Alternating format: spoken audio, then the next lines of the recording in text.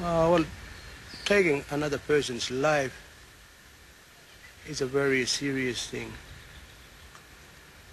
Not only for the deceased person, but for the whole tribe. It affects the whole family and everyone related to that deceased person and the offender.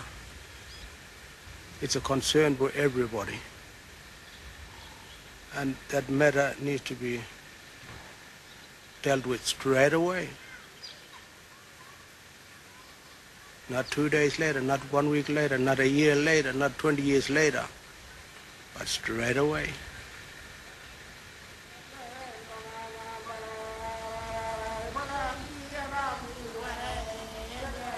Someone who's caused the death in the family to face his own people and stand in front of the people with someone there next to him, to administer, to make sure that punishment take place in the eyes of the people.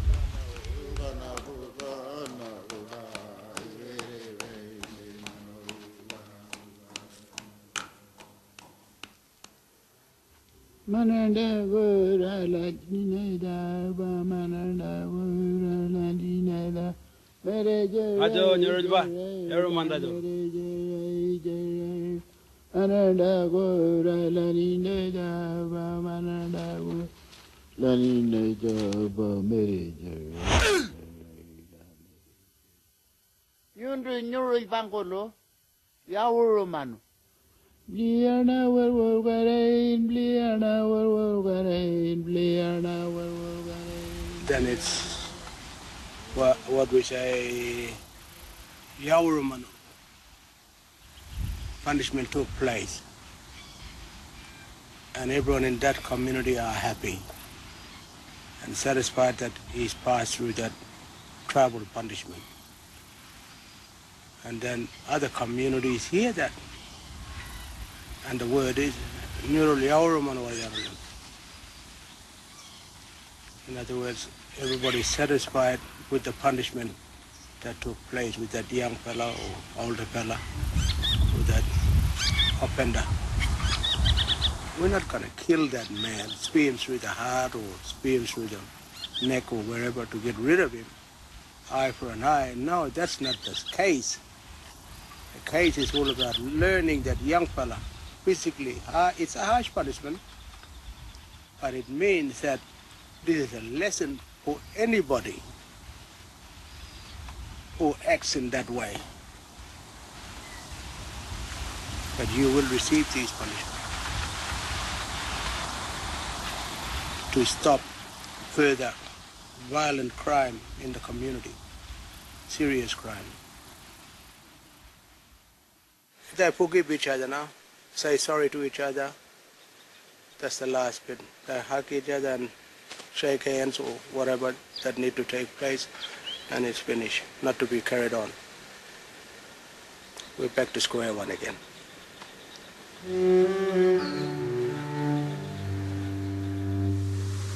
Then we can give him to the law, the Korean law, that Yauro business, Yauro Mandi business is finished with the Yabo law. It's been done. As in the old days, he was given this warlu fire stick, and he's instructed to go away from this village, not to come back for so many years.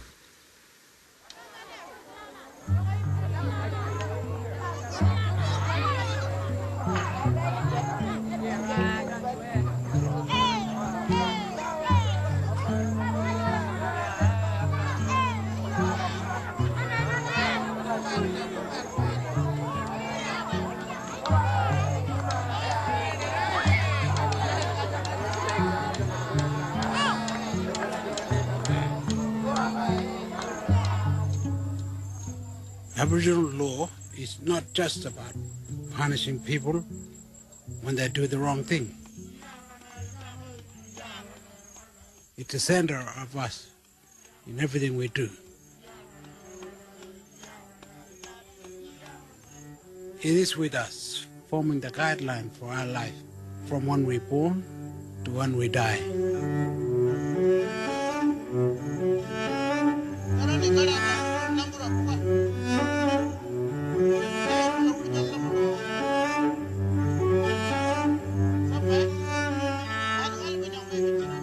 Some people think Aboriginal law is only part of our history now, but they are wrong. It is our history, it is our story, our ceremony, and our court system. It is one of the biggest keys to Australian future.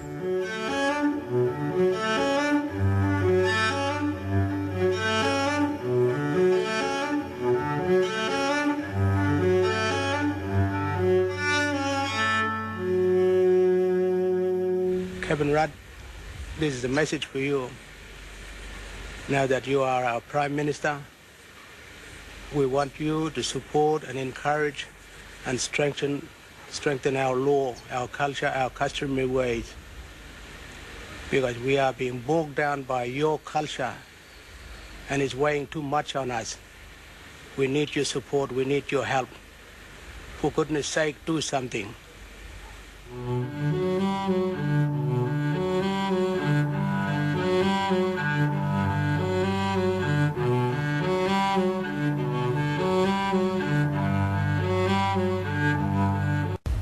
Britain will formally apologise for its role in resettling thousands of children, mainly without their parents' consent, to Australia and Canada over the last century. Meanwhile, the Australian government is due to make a national apology on Monday to 500,000 children who were placed in foster homes and institutional care between the 1930s and 70s. Those children were promised a better life, but many later complained of physical and sexual abuse in care homes and on farms. Nick Bryant has this report from Canberra.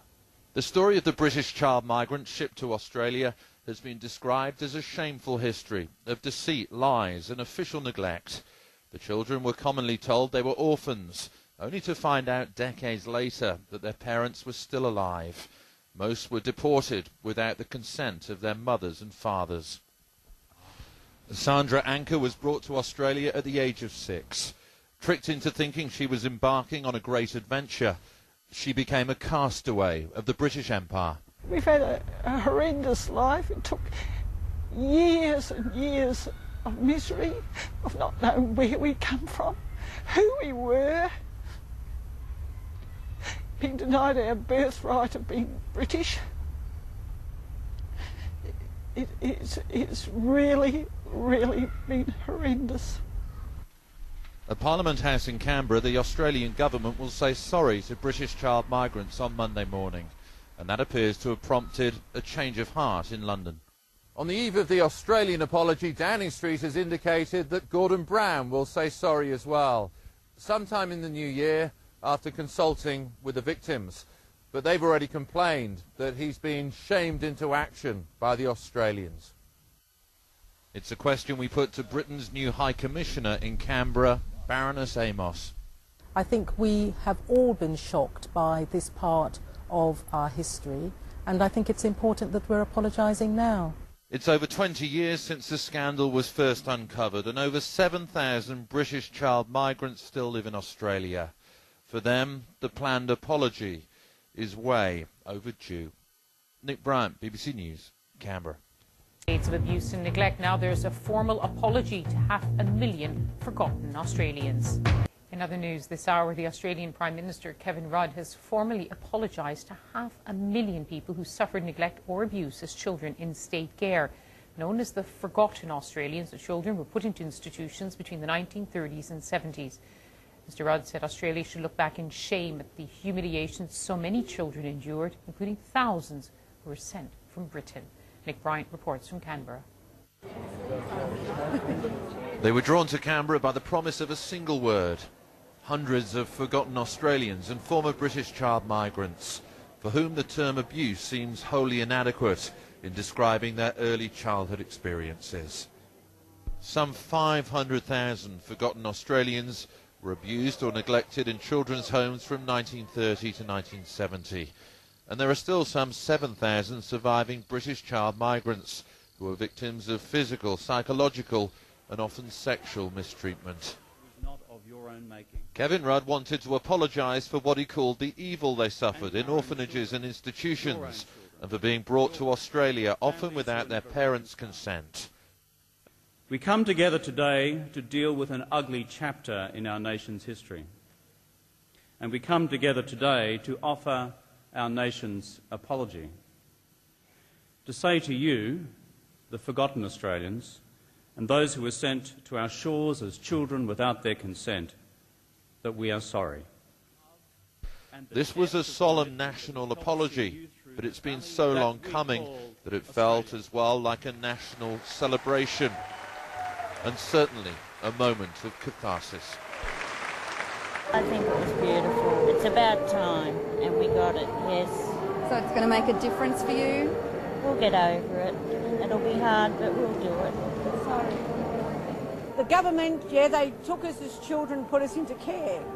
You know, they've got the decency enough to apologise to us now, but I do think it's up to the institutions to do it, not just the government. I can move on, but I can't. It's not closed. Nothing's ever closed. Pain and torment just stays with you forever, but it's a little bit easier as time goes on. The orphanage boy within me has come out. I feel relieved, and yeah, it's uplifting. Gordon Brown says he'll now deliver a long-awaited apology of his own after consulting with the victims. And following the ceremony at Parliament House, some 40 former child migrants visited the British High Commission in Canberra. One said it was like a lost tribe finally returning home. Nick Bryant, BBC News, Canberra. Now to an apology which many would say is very long overdue. Between 1930 and 1970, around 500,000 people known as the Forgotten Australians were abused or neglected in state-run orphanages.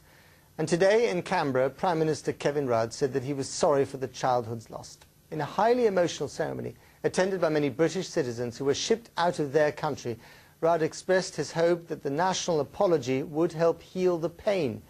But as our correspondent Nick Bryant reports, the scars run very deep. They were drawn to the nation's capital by the promise of a single word.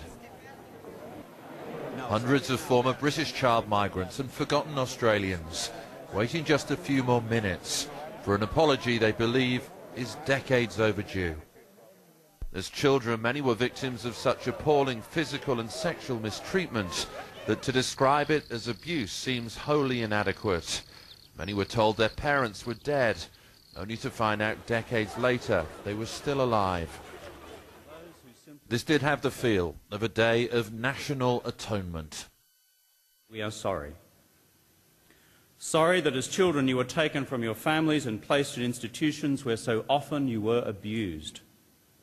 Sorry for the physical suffering, the emotional starvation, and the cold absence of love, of tenderness, of care. Sorry for the tragedy, the absolute tragedy, of childhoods lost.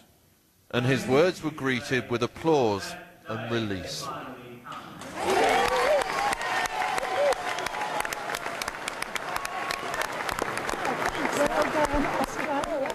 The policy lasted until the late 1960s. Care agencies worked with the government to send disadvantaged children to what was supposed to be a rosy future and supply what was deemed good white stock to a former colony.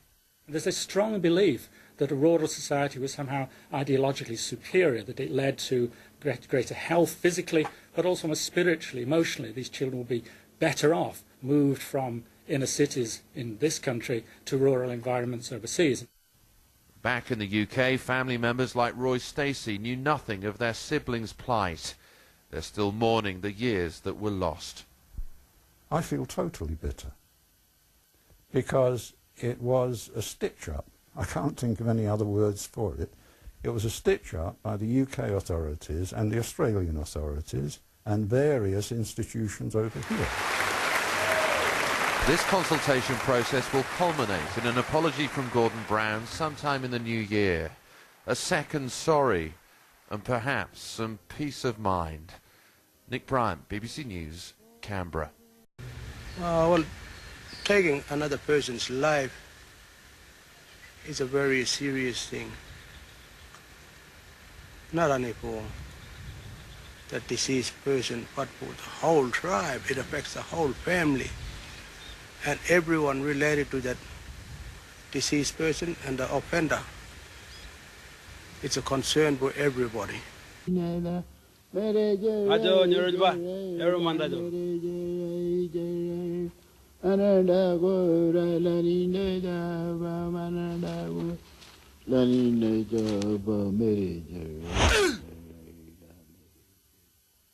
Yundu nyuri bangolo, yawuru manu.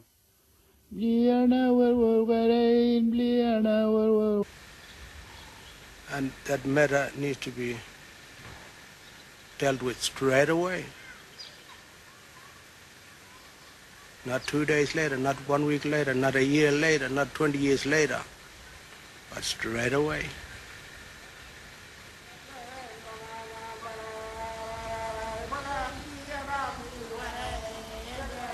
Someone that punishment take place in the eyes of the people.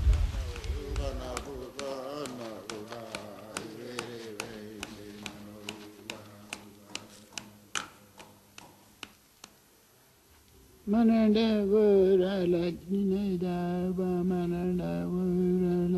who's caused the death in the family to face his own people and stand in front of the people with someone there next to him, to administer, to make sure